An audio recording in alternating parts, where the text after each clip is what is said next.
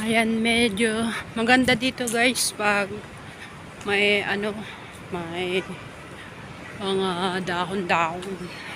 Hindi siya masyadong mainit din. Fresh. Pero maaga pa. Sobrang init na. Ayan. Nalate ako ngayon guys. Hindi na ako mag-attend ng Bible study.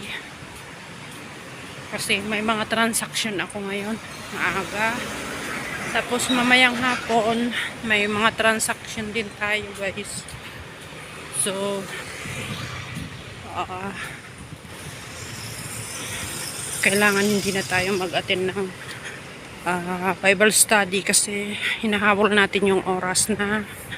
So, biyahe pa ako ng 45 minutes, ganyan, to 1 hour.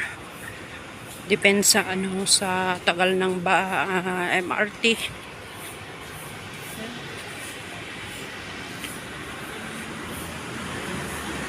Ayan, makita nyo naman siguro guys, mainit ang panahon.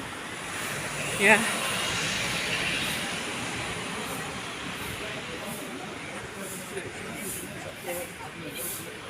Naglalakad tayo. Tapos, ayan.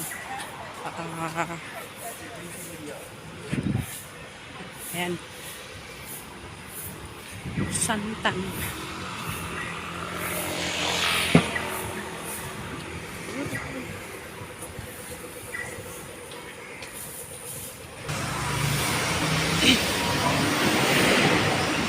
Ayan yung KFC.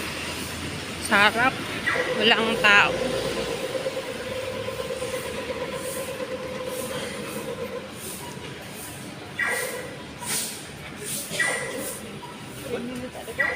So, dadaan tayo guys sa may sa may machine.